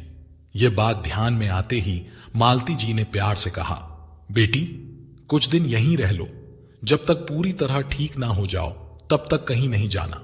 निशा ने फिर एक बार संकोच से मुंह फेरने की कोशिश की, पर मालती जी के असीम स्नेह और सुनील की नरम निगाहों के आगे उसका संकोच धीरे धीरे पिघलने लगा और वह मान गई। घर का माहौल अब एक अजीब सी उलझन और सुकून की स्थिति में था, जैसे बरसों पहले बिछड़ा कोई सिरा आज फिर से जुड़ने की कोशिश कर रहा हो। तीनों अब चाय नाश्ते के लिए टेबल पर आकर बैठ चुके थे। घर का माहौल थोड़ा हल्का था, पर हर चेहरा अभी भी भीतर कुछ ढूंढ रहा था, सवाल, जवाब और शायद राहत। सुनील ने नजरें मिलाते हुए पूछा, आपकी हालत ऐसी कैसे हो गई? उस दिन तो आप अपने मायके जा रही थी ना? निशा कुछ पल चुप रही, फिर चाय की प्याली पर अपनी नजरें टिकाए हुए धीमे स्वर में बोली, कभी कभी जिंदगी इतनी बेरहम हो जाती है कि अपने भी पराये बन जाते हैं और वह छत भी छीन ली जाती है जिसके नीचे हम खुद को सबसे महफूज समझते हैं। कमरे में फिर एक पल के लिए सन्नाटा छा गया। सुनील कुछ कह ना सका। मालती जी ने बात को थोड़ा सहज करने की कोशिश की और पूछा, तो फिर तुम उस वक्त कहां जा रही थी? निशा ने जवाब दिया, आज सुबह ही मुझे पंजाबी बाग में ही एक नौकरी मिली थी, उसी के लिए जा रही थी। मालती जी के चेहरे पर जैसे उम्मीद की रेखा चमकी। वह तुरंत बोली, अरे वाह, वैसे भी मैं भी तो एक पर्सनल असिस्टेंट की ही तलाश में हूं। अब उम्र हो चली है, इतना बड़ा घर अकेले संभालना मुश्किल हो गया है। फिर उन्होंने सुनील की ओर देखा और कहा, और वैसे भी जब तुम्हें मेरा बेटा पहले से जानता है तो ज्यादा पूछताछ की जरूरत भी नहीं है ना बेटा? सुनील ने हल्की मुस्कान के साथ कहा, हां मां, बिल्कुल। मालती जी ने निशा की ओर देखा और थोड़े उत्साह के साथ पूछा, पढ़ाई लिखाई की है ना? कितनी पढ़ी हो? निशा ने शांत स्वर में कहा, जी मैंने बीए पास किया है, पर क्षमा कीजिएगा, मैं आपका यह प्रस्ताव स्वीकार नहीं कर सकती। मालती जी थोड़ी चौंकी, फिर गंभीर होकर बोली, क्यों? क्या जहां जा रही थी वहां इससे ज्यादा अच्छी पोस्ट है? जो भी पैसे वहां मिलते मैं उससे ज्यादा देने को तैयार हूं। निशा ने धीमे स्वर में कहा, नहीं मां जी, बात पैसे की नहीं है। असल में अनुज अभी बहुत छोटा है और मैं कोई ऐसी नौकरी नहीं कर सकती जहां मुझे उसे छोड़कर बाहर जाना पड़े और छुट्टी की भी पाबंदी हो। मालती जी ने बिना देर किए कहा, अरे मैं कौन सा तुमसे दिन भर काम करवाऊंगी? तुम यहीं रहो, अपने बेटे का भी ख्याल रखो और मेरा भी। घर में नौकर चाकर तो हैं, पर सबको एक साथ संभालना अब मुश्किल हो गया है। तुम बस थोड़ा बहुत देख लेना, मेरा साथ दे देना। निशा चुप हो गई, कुछ पल को सोचा, फिर एक संकोच भरी नजरों से सुनील की ओर देखा। सुनील ने जैसे उसकी उस नजर को पढ़ लिया और हल्की सी मुस्कान दी। फिर निशा ने सिर हिलाकर मालती जी का प्रस्ताव स्वीकार कर लिया। लेकिन इन सब के बीच मालती जी की निगाहें कुछ और ही तलाश रही थीं। उनकी अनुभवी आंखों ने पहली ही नजर में जो देखा वो बहुत कुछ कह गया था। गले में मां वैष्णो का लॉकेट, माथे पर न सिंदूर, न कोई मंगलसूत्र और गोद में एक मासूम बच्चा। मन ही मन उन्होंने सोचा, इसकी जिंदगी में कुछ ज्यादा संघर्ष लिखे हैं और किस्मत इसको यहां लेकर आई है। जरूर कोई वजह होगी। पर वो कुछ बोली नहीं, बस मुस्कुराई। उनके चेहरे पर अब किसी मालकिन की नहीं, एक मां की झलक थी जो किसी अधूरी कहानी का अधूरा सिरा जोड़ने की तैयारी में थी। निशा अब धीरे धीरे इस घर में घुलने मिलने लगी थी। उसे सुनील के घर में आए अब 6 महीने हो चुके थे, पर फिर भी उसे हमेशा इस बात का एहसास रहता था कि वह एक सीमित भूमिका में है। ना वह किसी की बहू थी, ना बेटी। वह बस एक जिम्मेदार मैनेजर की तरह इस घर को चलाने की कोशिश कर रही थी। सुबह जल्दी उठना, पूरे घर का काम संभालना, नौकरों से हिसाब किताब रखना, अनुज को देखना और साथ ही मालती जी की सेहत का ध्यान रखना। वो किसी मशीन की तरह काम करती थी, लेकिन उसके चेहरे पर कभी शिकन नहीं आती थी। पर एक रिश्ता ऐसा था जो हर दिन धीरे धीरे दिल की जमीन पर उतरता जा रहा था। वह था उसका और सुनील का। दोनों के बीच में कोई औपचारिक रिश्ता नहीं था, पर एक अनकहा अपनापन हर रोज उन दोनों के बीच पनपता जा रहा था। सुबह जब निशा अनुज को तैयार करती और सुनील पास बैठकर नाश्ता करता, तो दोनों की बातों में थोड़ी मुस्कुराहट, थोड़ी चुप्पी, जैसे शब्दों की जरूरत ही नहीं थी, नजरें ही काफी थीं। निशा की आंखों में सुनील के लिए धीरे धीरे आदर से ज्यादा एक सहज स्नेह आने लगा था, और सुनील भी दिन ब दिन निशा को सिर्फ घर चलाने वाली नहीं, एक साथी की तरह देखने लगा था। ट्रेन के सफर के दौरान सुनील के मन में बना वह लगाव जैसे अब और भी गहरा हो रहा था। पर अभी यह सब मन की बात थी, कुछ भी जुबान पर नहीं आया था। मालती जी को भी उससे अब एक सुकून महसूस होता था। कभी कभी वह उसके सिर पर हाथ फेरती और मन ही मन कहती, काश यही लड़की मेरे बेटे की किस्मत बन जाए। पर अब भी कहीं एक संकोच था, एक अधूरी सी तसल्ली जो उनके दिल को बार बार यह सोचने पर मजबूर करती थी, क्या मैं सही हूं? क्या निशा सुनील के लिए सही है? और फिर एक दिन सुनील किसी जरूरी काम से शहर से बाहर गया हुआ था। मालती जी अपने कमरे में सोई हुई थी। निशा अपने कमरे में अनुज को सुला चुकी थी। रात के करीब 2 बजे का वक्त था। मालती जी की अचानक नींद खुली। उनको प्यास लगी हुई थी। उन्होंने पास रखा जग उठाया, पर वह खाली था। वह धीरे धीरे उठकर रसोई की तरफ जा ही रही थीं कि उनके कानों में कुछ हल्की खटखट की आवाज आई। पर वह सोचने लगी, शायद बिल्ली होगी। और जैसे ही वह अपनी अलमारी के पास से गुजरी, आवाज और तेज हो गई, जैसे कोई कुछ खोलने की कोशिश कर रहा हो। कमरे में अंधेरा छाया हुआ था, इसीलिए मालती जी कुछ देख नहीं पा रही थी। उन्होंने डरते डरते पूछा, निशा तुम हो क्या? आवाज सुनते ही सामने से एक छाया भागी और हॉल की ओर दौड़ गई। मालती जी घबरा गईं और चिल्लाईं, निशा कोई है? फिर वो जोर जोर से चिल्लाने लगी, चोर चोर। हड़कंप मच गया। निशा दौड़ी दौड़ी आई। घर के बाकी नौकर भी बाहर निकल आए। घर की सारी बत्तियां जल गईं। सामने थी चमेली, वही नौकरानी जो 2 महीने पहले ही घर में आई थी और आज चोर बनकर सामने खड़ी थी। चारों ओर से घिरे होने के कारण चमेली बौखला गई। उसने झट से जेब से एक धारदार चाकू निकाल लिया। दूर रहो सब, वरना काट डालूंगी, वो जोर से चिल्लाई। उसको देख मालती जी घबराते हुए बोली, जो चाहिए वह ले जा, लेकिन किसी को चोट मत पहुंचाना। और फिर ऐसा बोल उन्होंने धीरे धीरे अलमारी से गहनों का डिब्बा और कैश बैग निकाला, और फिर एक झटके के साथ जैसे ही चुपके से चाकू छीनने की कोशिश की, चमेली समझ गई। सालों से माल छुपा कर रख रखा है ना बुढ़िया, वो गरजी और उसी वक्त मालती जी पर चाकू से सीधा वार किया। तभी अचानक से निशा बीच में आ गई। वो वार जो मालती जी के सीने पर होना था, निशा के कंधे में जा धंसा। उसका कंधा पूरा लहूलुहान हो गया। मालती जी चीख पड़ी, बेटा निशा। निशा लड़खड़ाते हुए वहीं बैठ गई, पर उसने आंखें नहीं झपकाईं, और तभी पुलिस भीतर आ गई। दरअसल हॉल में आने से पहले निशा ने बहुत होशियारी से चुपचाप अपने फोन से पुलिस को कॉल कर दिया था। उसे कई दिनों से चमेली पर शक था। पुलिस ने चमेली को चारों तरफ से घेर कर पकड़ लिया। उसके पास से मालती जी की अलमारी की चाबी, कुछ नकद रुपए और नकली दस्तावेज भी मिले। निशा अब भी अपने दर्द से लड़ रही थी, पर उसकी आंखों में संतोष था। और उसी रात मालती जी ने सोच लिया था, अब जो भी हो यही बनेगी मेरे सुनील की जिंदगी। और फिर अगले ही पल मालती जी उसको अपनी गाड़ी में बैठाकर तुरंत नजदीकी हॉस्पिटल की ओर रवाना हो गईं। रास्ते भर उनके चेहरे पर चिंता साफ झलक रही थी। निशा बेहोश थी और उसके कंधे से खून लगातार बह रहा था। अस्पताल पहुंचते ही उन्होंने डॉक्टरों को स्थिति बताई और तुरंत इलाज शुरू हुआ। इधर सुबह होते ही सुनील वापस लौट आया और सीधे अस्पताल पहुंच गया। वहां मालती जी कुर्सी पर बैठी थीं, अनुज को गोद में लिए हुए, जो आराम से सो रहा था। सुनील ने आते ही चिंतित स्वर में पूछा, मां, यह सब कैसे हुआ? अब ठीक तो है ना? मालती जी ने पूरी बात उसे विस्तार से बताई और फिर दोनों निशा से मिलने कमरे में पहुंचे। निशा आराम कर रही थी। धीरे धीरे उसकी आंखें खुली। सुनील और निशा की नजरें आपस में मिली। सुनील उनके पास आया और भावुक होकर बोला, निशा जी, आपने मेरी मां की जिंदगी बचाई है। मैं आपका एहसान कभी नहीं भूलूंगा। निशा ने उसकी तरफ देखकर मुस्कुराते हुए कहा, इसमें एहसान कैसा? आप लोगों ने जो मेरे लिए किया उसके आगे तो ये कुछ भी नहीं। तीनों के बीच एक पारिवारिक वातावरण बन चुका था। डॉक्टर ने निशा को अस्पताल से छुट्टी दे दी थी।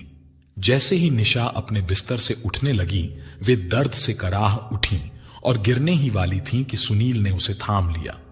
उन दोनों के लिए वह पल जैसे वहीं थम गया। मालती जी भी मन ही मन यह देखकर मुस्कुरा उठी। वाह, क्या शानदार नजारा है। फिर दोनों होश में आए और सुनील ने कहा, चलिए मैं आपके साथ हूं। और फिर वे सब घर की ओर चल पड़े। घर लौटने के बाद मालती जी और सुनील ने निशा की देखभाल में कोई कसर नहीं छोड़ी। मालती जी खुद हर रोज उसके लिए हल्का और पौष्टिक खाना बनवाती, समय पर दवाइयां देती और निशा की हर जरूरत का विशेष ध्यान रखती। सुबह उठकर सबसे पहले वह निशा के कमरे में जाकर उसका हाल पूछती और अनुज को गोद में लेकर बैठ जाती ताकि निशा थोड़ी देर आराम कर सके। सुनील भी काम से लौटते ही सबसे पहले निशा के कमरे में जाता। एक दिन उसने उसके लिए बाजार से हल्के गुलाबी रंग की शॉल लाकर दी और कहा, निशा जी, आपको अब ठंडी हवा से बचकर रहना होगा। निशा ने वो शॉल हाथ में लेते हुए कहा, आप लोग जितना मेरा ध्यान रख रहे हैं उतना तो शायद कभी किसी अपने ने भी नहीं रखा। और ऐसा कहते हुए उसकी आंखों से आंसू बह निकले। रात को जब जब निशा को दर्द उठता तब मालती जी खुद उठकर उसे गर्म पानी की थैली देती और देर रात तक उसके सिरहाने बैठी रहती। सुनील भी हर दिन समय निकालकर निशा के साथ कुछ देर बैठता, बातें करता, जिससे उसका मन बहलता। धीरे धीरे उस घर में निशा की जगह केवल एक सहायिका की नहीं रही, वो अब परिवार का एक अहम हिस्सा बन चुकी थी। मालती जी को अब निशा में एक बेटी नजर आने लगी थी और सुनील की आंखों में भी उसके लिए एक खास अपनापन झलकने लगा था। कुछ ही हफ्तों में निशा पूरी तरह से स्वस्थ हो गई, लेकिन उस दौरान जो रिश्ते बन गए थे वह अब पहले से कहीं ज्यादा मजबूत हो चुके थे। उस हादसे को गुजरे अब काफी वक्त बीत चुका था। घर में सब कुछ सामान्य था। हंसी, सुकून और अपनापन फिर से लौट आया था। एक दिन की बात है जब मालती जी के पैरों में काफी तेज दर्द हो रहा था। निशा ने यह बात तुरंत महसूस कर ली। वह चुपचाप उनके कमरे में आई और बोली, लाइए मां जी, मैं आपके पैरों की मालिश कर देती हूं, शायद दर्द थोड़ा कम हो जाए। मालती जी ने हैरानी से पूछा, अरे तुझे कैसे पता चला कि मेरे पैरों में दर्द हो रहा है? निशा मुस्कुराकर बोली, बस आपको चलते देखा तो समझ गई। मालती जी कुछ कह नहीं पाई। निशा उनके पैरों के पास नीचे जमीन पर बैठ गई और धीरे धीरे मालिश करने लगी। वह पल बहुत सुकून भरा था। दोनों बातों में खो गईं। कभी कुछ हंसी के पल, कभी कुछ पुरानी बातें और कभी कभी हल्के फुल्के मजाक। इन्हीं हल्की मुस्कानों के बीच मालती जी अचानक थोड़े गंभीर स्वर में बोली, निशा, क्या तू सुनील से शादी करेगी? निशा के हाथ एक पल को रुक गए। वह एकदम चौंक गई। उसकी आंखों में हैरानी साफ झलक रही थी। उसने हल्के से कहा, क्या मां जी? पर उससे पहले कि वह कुछ और बोलती, मालती जी ने उसकी बात बीच में ही काट दी और मुस्कुराते हुए बोली, मुझे तो बहुत पसंद है और मुझे यह भी पता है कि सुनील भी यही चाहता है। तू बता, कोई दिक्कत है क्या? निशा कुछ बोल ही नहीं सकी। उसके चेहरे पर कई भाव एक साथ उभर आए, आश्चर्य, संकोच और हल्की सी घबराहट। कुछ पल तक चुप रहने के बाद उसने सिर्फ इतना कहा, मां जी, मैं बाद में आती हूं। और फिर वह जल्दी से उठकर अपने कमरे की ओर दौड़ पड़ी। उसके दिल की धड़कनें तेज थीं और कमरे में पीछे छूट गया एक सवाल जो अब सिर्फ जवाब चाहता था। निशा अपने कमरे में बैठी सोच रही थी, अचानक मां जी यह क्या कह गईं? और सुनील जी भी यही चाहते हैं? उसका मन बुरी तरह उलझा हुआ था। कहीं ना कहीं उसके भी दिल के किसी कोने में सुनील के लिए एक एहसास था जो उस दिन ट्रेन के सफर से शुरू हुआ था। लेकिन यह एहसास कभी इतना गहरा नहीं हुआ था कि उसे इस बारे में सच में सोचना पड़े। अब उसे लगने लगा था कि वह उस मोड़ पर खड़ी है जहां से एक नया रास्ता शुरू हो, पर वह रास्ता आसान नहीं होगा। उसके मन में बार बार यही बात घूम रही थी, लोग क्या कहेंगे? इतने बड़े और प्रतिष्ठित घर का बेटा एक मामूली सी लड़की से शादी करेगा, एक ऐसी लड़की जो इस घर में बस एक नौकरानी थी। क्या वो इस घर की बहू बनने लायक है? इस असमंजस और आत्मसंकोच के भाव में उसने एक कठिन फैसला लिया। उसने धीरे धीरे अपना सामान पैक करना शुरू कर दिया और फिर अनुज को गोद में उठाया। उसका मासूम चेहरा देखा और अपने आंसुओं को दबाते हुए बिना किसी को कुछ बताए घर से निकल पड़ी। कुछ देर बाद जब मालती जी को इस बारे में पता चला तो उनके हाथ पांव फूल गए। उन्होंने तुरंत सुनील को फोन किया। आवाज घबराई हुई थी, आंखों में पछतावे के आंसू लिए वो बोली, सुनील बेटा, निशा चली गई बिना कुछ कहे। मैंने उससे बस एक बात पूछी थी, मुझे लगा वह भी तुझे चाहती है। बेटा मुझे माफ कर दे। अब एक अकेली लड़की, वो भी छोटे बच्चे के साथ, कहां जाएगी? मुझे बहुत चिंता हो रही है। यह सुनकर सुनील जैसे सन्न रह गया। उसका दिल धड़कने लगा। वो एक पल भी रुके बिना चुपचाप गाड़ी की चाबी उठाकर बाहर निकल पड़ा। उसके मन में अब बस एक ही बात घूम रही थी, निशा को ढूंढना है और हर हाल में उसे वापस लाना है। सुनील रास्ते भर में निशा को देखते हुए जा रहा था, हर रिक्शा और ओंटों में नजर मारते हुए। उसके मन की घबराहट और बढ़ रही थी। वो सबसे पहले ISBT बस स्टेशन गया, जहां से सारी बसें शहर से बाहर जाने के लिए निकलती हैं। हर बस में भाग भाग कर फोन में फोटो दिखाकर लोगों से निशा के बारे में पूछता रहा, पर उसके हाथ कुछ नहीं लगा। फिर वह वहां से नई दिल्ली रेलवे स्टेशन की ओर रवाना हुआ। वहां स्टेशन पर लगी भीड़ को देख उसका दिल और कांपने लगा। हर प्लेटफॉर्म पर भागता हुआ वो सिर्फ निशा को ढूंढ रहा था। कहीं ना कहीं निशा के जाने के बाद उसे महसूस हो चुका था कि वह उससे प्यार करने लगा है, और अब उसके दूर हो जाने के बाद वह जैसे बिखर सा रहा था। उसका दिल अंदर से रो रहा था, बस निशा की एक झलक देखने के लिए। सुनील लगातार प्लेटफॉर्म से प्लेटफॉर्म छानता रहा। 1, 2, 4, 8, 10। अब बस आखिरी प्लेटफॉर्म बचा था। सुनील का दिल काफी घबरा रहा था। उसे लग रहा था कि उसने अब निशा को पूरी तरह खो दिया है। उसकी आंखों से अब आंसू बह निकले और बस एक आवाज अंदर से यह आ रही थी, काश काश मैं उसे कुछ कह पाता जो मेरे दिल में है, जो सब मैं महसूस करता हूं। काश एक बार वो सब बता पाता, बस एक बार। दोस्तों, जिंदगी में कभी कभी अनजान रास्तों में किस्मत से मिले अनजाने लोग दिल में एक अहम हिस्सा बना जाते हैं, जहां कभी कभी हम चाहकर भी कुछ नहीं कर पाते। सुनील, जो अपनी पत्नी के जाने के बाद किसी और को देखने के लिए भी तैयार नहीं था, अब उसी दिल में एक नई रोशनी धीरे धीरे निशा के नाम से जाग उठी थी।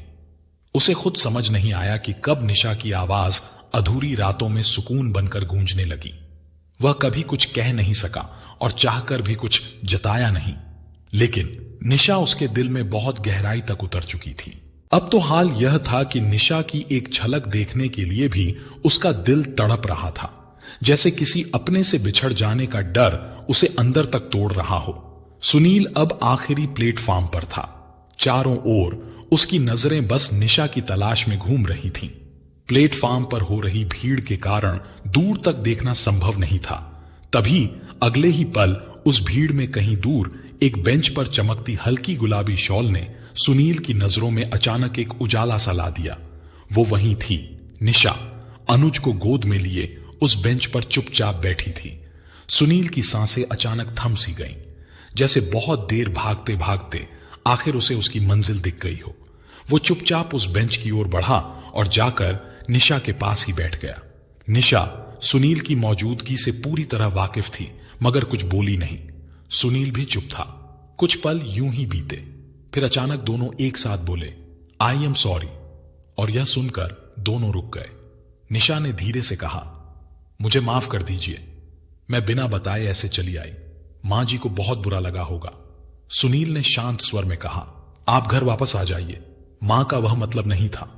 जैसे ही सुनील कुछ और कहने ही वाला था, निशा बीच में बोल पड़ी, मैं जानती हूं आपने और मां जी ने अपने घर में रखकर मुझे इतना प्यार दिया जो मैंने कभी सोचा भी नहीं था। सुनील ने भावुक होकर पूछा, तो फिर आप ऐसे अचानक क्यों चली आई?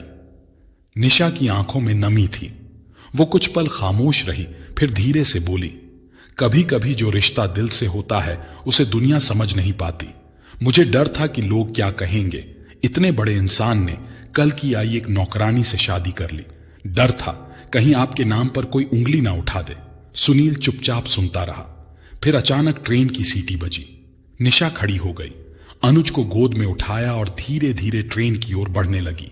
सुनील बस उसे जाते हुए देखता रहा, पर अब उसका दिल नहीं माना। वो दौड़कर उसके पीछे गया और ट्रेन के पास जाकर उसे पुकारा, निशा जी।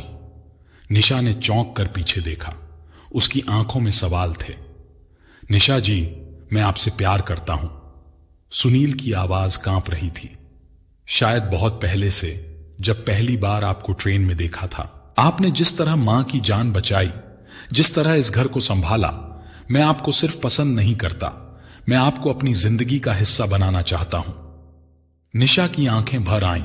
वो कुछ पल चुप रही, फिर धीमे कदमों से वापस सुनील की ओर आई और बोली, और अगर मैं कहूं कि मैं भी आपसे प्यार करती हूं।